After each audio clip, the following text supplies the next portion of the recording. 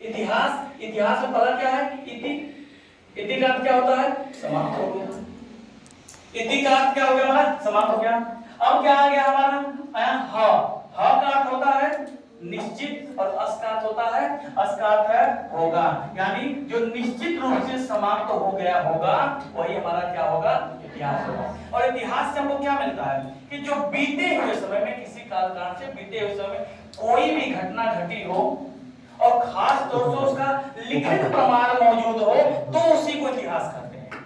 खास तौर से क्या होना चाहिए हमारे पास? उसका लिखित प्रमाण मौजूद होना चाहिए, लिखित होना चाहिए, तभी हम क्या होते हैं? इतिहास करते हैं। सर्वप्रथम इतिहास शब्द जो है आपका, सर्वप्रथम इतिहास शब्द की बात कहाँ आई थी? तो सर्वप्रथम इतिहास शब्द की बात आई थी वेद में, और वेद में भी ऋग्वेद में आया था सर्वप्रथम इतिहास शब्द का प्रयोग। किसने किया? जब बात आ जाएगी कि इतिहास शब्द का प्रयोग ऋग्वेद में किया किसने, तो ऋग्वेद को संकलित किसने किया था? वेद व्यास। ऋग्वेद को संकलित करने वाला व्यक्ति कौन? वेद व्यास। तो वेद सर्वप्रथम, अगर आपसे कोई पूछे कि इतिहास शब्द का प्रयोग कहाँ हुआ था, तो आप कहाँ कहेंगे? ऋग्वेद में। और किसके द्वारा? वेद व्यास के द्वारा। सर्वप्रथम प्रयोग वेद व्यास ने किया था।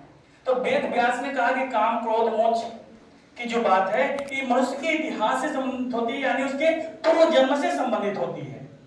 इतिहास शब्द की व्याख्या वहीं से हुई थी। अब इसके बाद हमको इस इतिहास से तो कोई यहाँ लेना देना रहता नहीं है। हमको लेना किस इतिहास से है? हमको साहित्य के इतिहास से। हमारा तो लेन देन सारा साहित्य के इतिहास से है ना। साहित्य, साहित्य एक्चुअली अगर साहित्य शब्द की परिभाषा देखेंगे तो साहित्य का अर्थ होता है जो सबके हित में हो। साहित्य, हित मतलब लाभ उपकार, और सा मतलब सहित, जो सबके हित में हो वही साहित्य है। साहित्य इसीलिए आया ना, साहित्य समाज का दर्पण होता है। आचार्य रामचंद्र शुक्ल ने कहा कि जो सबके हित में लागू होता है वही साहित्य होता है। तो हमको हिंदी साहित्य का इतिहास पढ़ना है। अब आप बताएंगे कि हिंदी साहित्य का इतिहास लिखने वाला प्रथम व्यक्ति कौन? हिंदी साहित्य का इतिहास लिखने वाला प्रथम व्यक्ति कौन हो जाएगा? याद है कि भूल गया? कौन? भूल गए फिर। गासादत्तासी, याद है? हमने लिखवाया था कि हिंदी साहित्य का इतिहास लिखने वाला प्रथम व्यक्ति कौन? गासादत्तासी। कब लिखा था इसने? 1839 में। 1839 में इसकी पुस्तक आती है द अस्तित्व द लाय लितित्यो हिंदुये हिंदुस्तानी। पुस्तक का नाम भी हमने विधिवत लिखा था आपको। ये पहली पुस्तक इसकी आती है, और इस पुस्तक में इसने क्या दर्शाया?